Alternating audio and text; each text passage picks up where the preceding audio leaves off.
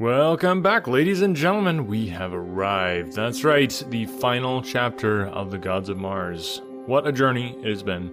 All over the place throughout Mars and all those sort of places. Hope you have enjoyed it. If you have enjoyed it, I would love to hear from you. Please get in touch with me. Let me know your thoughts on this book and any books that you would like to hear in the future. That is a great way for me to just make sure that this show is everything that it can be and everything you want it to be. But yeah, we're more awesome content is coming. Don't worry. Just because a book is ending doesn't mean that the world is ending. We'll be back next week with some more awesome content. I got some cool stuff that should be coming down the pike for you guys, so stay tuned for that. It's going to be awesome. Really hoping to just kind of shake things up with the podcast and do some new cool stuff. So stay tuned for that. And yeah, without further ado, let's get into it. I give you the final chapter of the Gods of Mars. Chapter 22. Victory and Defeat. John Carter! John Carter! She sobbed with her dear head upon my shoulder. Even now, I can scarcely believe the witness of my own eyes. When the girl Thuvia told me that you had returned to Barsoom, I listened, but I could not understand, for it seemed that such happiness would be impossible for one who had suffered so in silent loneliness for all these long years.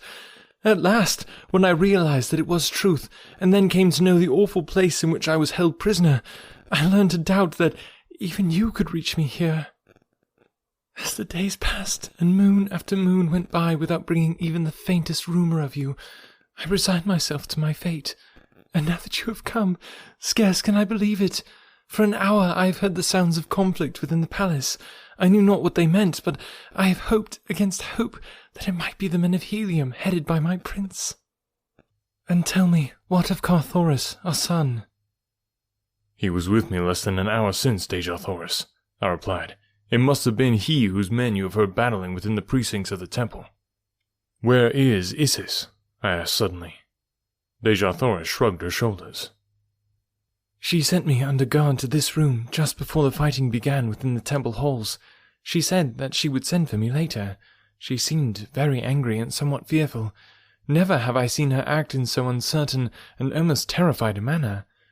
Now I know that it must have been because she had learned that John Carter, Prince of Helium, was approaching to demand an accounting of her for the imprisonment of his princess.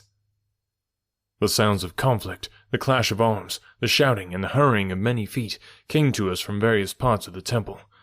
I knew that I was needed there, but I dared not leave Dejathoris, nor dared I take her with me into the turmoil and the danger of battle.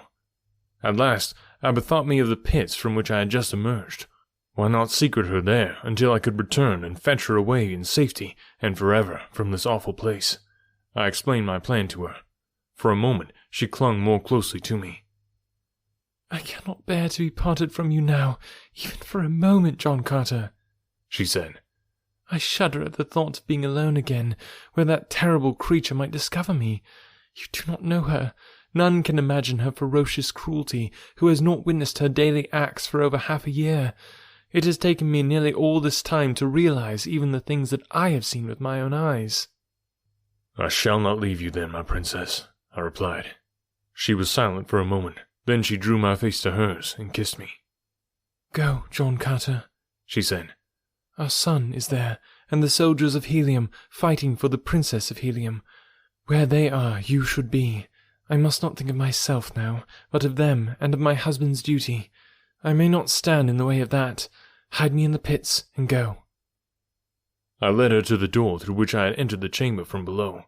There I pressed her dear form to me, and then, though it tore my heart to do it, and filled me only with the blackest shadows of terrible foreboding, I guided her across the threshold, kissed her once again, and closed the door upon her.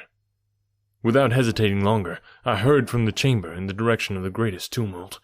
Scarce half a dozen chambers had I traversed before I came upon the theatre of a fierce struggle. The blacks were massed at the entrance to a great chamber, where they were attempting to block the further progress of a body of red men toward the inner sacred precincts of the temple. Coming from within as I did, I found myself behind the blacks, and, without waiting to even calculate their numbers or the foolhardiness of my venture, I charged swiftly across the chamber and fell upon them from the rear with my keen longsword. As I struck the first blow, I cried out, "For Helium!" And then I rained cut after cut upon the surprised warriors, while the Reds without took heart at the sound of my voice, and with shouts of "John Carter! John Carter!" redoubled their efforts so effectually that before the blacks could recover from their temporary demoralization, their ranks were broken, and the red men had burst into the chamber. The fight within that room, had it had but a competent chronicler, would go down in the annals of Barsoom as a historic memorial to the grim ferocity of her warlike people. 500 men fought there that day, the black men against the red. No man asked quarter or gave it. As though by common assent they fought, as though to determine once and for all their right to live, in accordance with the law of the survival of the fittest. I think we all knew that upon the outcome of this battle would hinge forever the relative positions of these two races upon Barsoom. It was a battle between the old and the new, but not for once did I question the outcome of it. With Carthoris at my side, I fought for the red men of Barsoom, and for their total emancipation from the throttling bondage of a hideous superstition. Back and forth across the room we surged, until the floor was ankle-deep in blood, and dead men lay so thickly there that half the time we stood upon their bodies as we fought. As we swung toward the great windows which overlooked the gardens of Issus, a sight met my gaze which sent a wave of exultation over me. "Look!" I cried. "Men of the firstborn, look!" For an instant the fighting ceased, and with one accord every eye turned in the direction I had indicated, and the sight they saw was one no man of the firstborn had ever imagined could be. Across the gardens, from side to side, stood a wavering line of black warriors, while beyond them, and forcing them ever back, was a great horde of green warriors, astride their mighty thoats. And, as we watched, one fiercer and more grimly terrible than his fellows rode forward from the rear, and as he came, he shouted some fierce command to his terrible legion. It was Tars Tarkas, Jeddak of Thark, and as he couched his great 40-foot metal-shod lance, we saw his warriors do likewise. Then it was that we interpreted his command. 20 yards now separated the green men from the black line. Another word from the great Thark, and with a wild and terrifying battle cry, the green warriors charged. For a moment the black line held, but only for a moment, and then the fearsome beasts that bore equally terrible riders passed completely through it. After them came Uton after Uton of red men. The green horde broke to surround the temple. The red men charged for the interior, and then we turned to continue our interrupted battle, but our foes had vanished. My first thought was of Dejathoris. Calling to Carthoris that I had found his mother, I started on a run toward the chamber where I had left her, with my boy close beside me. After us came those of the little force who had survived the bloody conflict.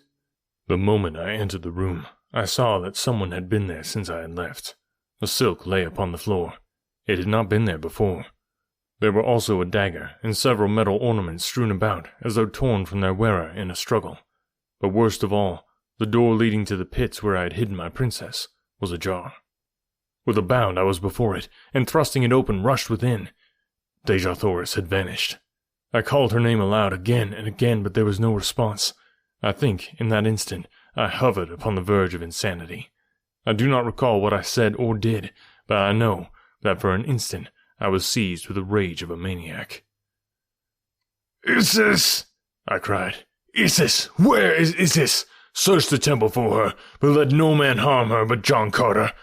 Carthoris, where are the apartments of Issus?" "This way," cried the boy, and without waiting to know that I had heard him, he dashed off at a breakneck speed, further into the bowels of the temple. As fast as he went, however, I was still beside him, urging him on to greater speed. At last we came to a great carved door, and through this Carthoris dashed, a foot ahead of me. Within, we came upon such a scene as I had witnessed within the temple once before. The throne of Issus, with the reclining slaves, and about it the ranks of soldiery. We did not even give the men a chance to draw, so quick we were upon them. With a single cut, I struck down 2 in the front rank, and then by the mere weight and momentum of my body, I rushed completely through the 2 remaining ranks, and sprang upon the dais beside the carved Sorapus throne. The repulsive creature, squatting there in terror, attempted to escape me and leap into a trap behind her, but this time I was not to be outwitted by any such petty subterfuge. Before she had half risen, I grasped her by the arm, and then, as I saw the guards starting to make a concerted rush upon me from all sides, I whipped out my dagger, and holding it close to that vile breast, ordered them to halt. "Back!" I cried to them. "Back! The first black foot that is planted upon this platform sends my dagger into Issus's heart." For an instant, they hesitated. Then, an officer ordered them back, while from the outer corridor, there swept into the throne room at the heels of my little party of survivors a full 1,000 red men under Kantos Khan, Horvastus, and Zodar. "Where is Deja Thoris?" I cried to the thing within my hands. For a moment, her eyes roved wildly about the scene beneath her. I think that it took a moment for the true condition to make any impression upon her. She could not at first realize that the temple had fallen before the assault of men of the outer world. When she did, there must have come, too, a terrible realization of what that meant to her. The loss of power, humiliation, the exposure of the fraud and imposture which she had for so long played upon her own people.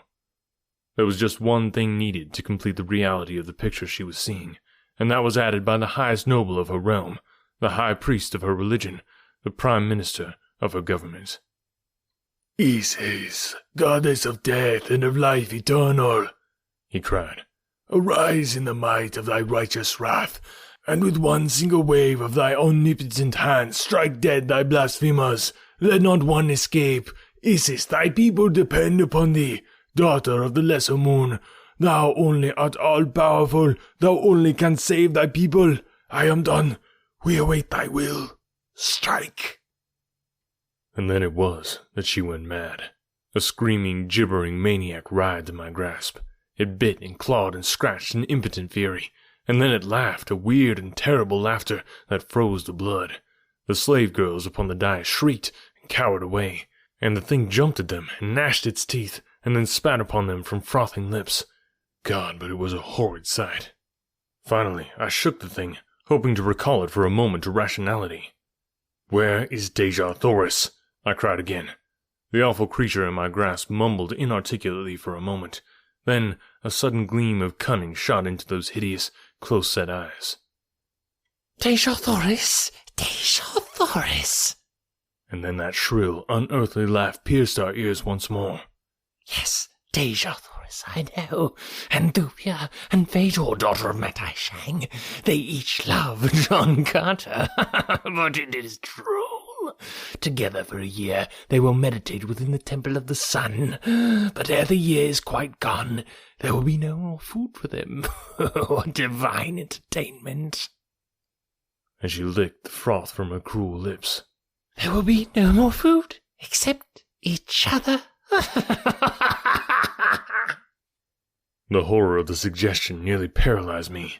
To this awful fate the creature within my power had condemned my princess. I trembled in the ferocity of my rage. As a terrier shakes a rat, I shook Isis, goddess of life eternal. "Countermand your orders," I cried. "Recall the condemned. Haste, or you die." "It is too late." And then she commenced her gibbering and shrieking again. Almost of its own volition, my dagger flew up above the putrid heart. But something stayed my hand, and I am now glad that it did. It were a terrible thing to have struck down a woman with one's own hand, but a fitter fate occurred to me for this false deity. "Firstborn," I cried, turning to those who stood within the chamber, "you have seen today the impotency of Isis. The gods are impotent. Isis is no god. She is a cruel and wicked old woman who has deceived and played upon you for ages. Take her. John Carter, Prince of Helium, would not contaminate his hand with her blood." And with that, I pushed the raving beast, whom a short half-hour before a whole world had worshipped as divine, from the platform of her throne into the waiting clutches of a betrayed and vengeful people. Spying Zodar among the officers of the Red Men, I called him to lead me quickly to the Temple of the Sun, and without waiting to learn what fate the firstborn would wreak upon their goddess, I rushed from the chamber with Zodar, Carthoris, Horvastus, Kantos Khan, and a score of other red nobles. The black led us rapidly through the inner chambers of the temple until we stood within the central court, a great circular space paved with a transparent marble of exquisite whiteness. Before us rose a golden temple wrought in the most wondrous and fanciful designs, inlaid with diamond, ruby, sapphire, turquoise, emerald, and the 1,000 nameless gems of Mars, which far transcend in loveliness and purity of ray the most priceless stones of earth. "This way," cried Zodar, leading us toward the entrance to a tunnel which opened in the courtyard beside the temple. Just as we were on the point of descending, we heard a deep-toned roar burst from the temple of Isis, which we had but just quitted, and then a red man, Dejor Kantos, Padwar of the 5th Uton, broke from a nearby gate, crying to us to return. "The blacks have fired the temple!" he cried. "In 1,000 places it is burning now! Haste to the outer gardens or you are lost!" As he spoke, we saw smoke pouring from a dozen windows, looking out upon the courtyard of the Temple of the Sun, and far above the highest minaret of Isis hung an ever-growing pall of smoke. "Go back! Go back!" I cried to those who had accompanied me. "The way, Zodar! Point the way, and leave me! I shall reach my princess yet." "Follow me, John Carter," replied Zodar, and without waiting for my reply, he dashed down into the tunnel at our feet. At his heels, I ran down through a half-dozen tiers of galleries, until at last he led me along a level floor, at the end of which I discerned a lighted chamber. Massive bars blocked our further progress, but beyond, I saw her, my incomparable princess, and with her were Thuvia and Fedor. When she saw me, she rushed toward the bars that separated us. Already, the chamber had turned upon its slow way so far that but a portion of the opening in the temple wall was opposite the barred end of the corridor. Slowly, the interval was closing. In a short time, there would be but a tiny crack, and then even that would be closed. And for a long Barsoomian year, the chamber would slowly revolve, until once more, for a brief day, the aperture in its wall would pass the corridor's end. But in the meantime, what horrible things would go on within that chamber? "Zodar," I cried, "can no power stop this awful revolving thing? Is there none who holds the secret to these terrible bars?" "None, I fear, whom we could fetch in time. Though I shall go and make the attempt. Wait for me here." After he had left, I stood and talked with Dejah Thoris, and she stretched her dear hand through those cruel bars that I might hold it until the last moment. Thuvia and Fedor came close also, but when Thuvia saw that we would be alone, she withdrew to the further side of the chamber. Not so the daughter of Matai Shang. "John Carter," she said, "this be the last time that you shall see any of us. Tell me that you love me, that I may die happy." "I love only the Princess of Helium," I replied quietly. "I am sorry, Fedor, but it is as I have told you from the beginning." She bit her lip and turned away, but not before I saw the black and ugly scowl she turned upon Dejah Thoris. Thereafter, she stood a little way apart, but not so far as I should have desired, for I had many little confidences to impart to my long-lost love. For a few minutes, we stood thus talking in low tones. Ever smaller and smaller grew the opening. In a short time now, it would be too small even to permit the slender form of my princess to pass. Why did not Zodar haste? Above we could hear the faint echoes of a great tumult. It was the multitude of black and red and green men fighting their way through the fire from the burning temple of Isis. A draught from above brought the fumes of smoke to our nostrils. As we stood waiting for Zodar, the smoke became thicker and thicker. Presently, we heard shouting at the far end of the corridor and hurrying feet. "Come back, John Carter, come back!" cried a voice. "Even the pits are burning!" In a moment, a dozen men broke through the now blinding smoke to my side. There was Carthoris and Kantos Khan and Horvastus and Zodar, with a few more who had followed me to the temple court. "There is no hope, John Carter," cried Zodar. "The keeper of the keys is dead, and his keys are not upon his carcass. Our only hope is to quench this conflagration and trust to fate that a year will find your princess alive and well. I have brought sufficient food to last them. When this crack closes, no smoke can reach them, and if we hasten to extinguish the flames, I believe they will be safe." "Go then, yourself, and take these others with you," I replied. "I shall remain here, beside my princess, until a merciful death releases me from my anguish. I care not to live." As I spoke, Zodar had been tossing a great number of tiny cans within the prison cell. The remaining crack was not over an inch in width a moment later.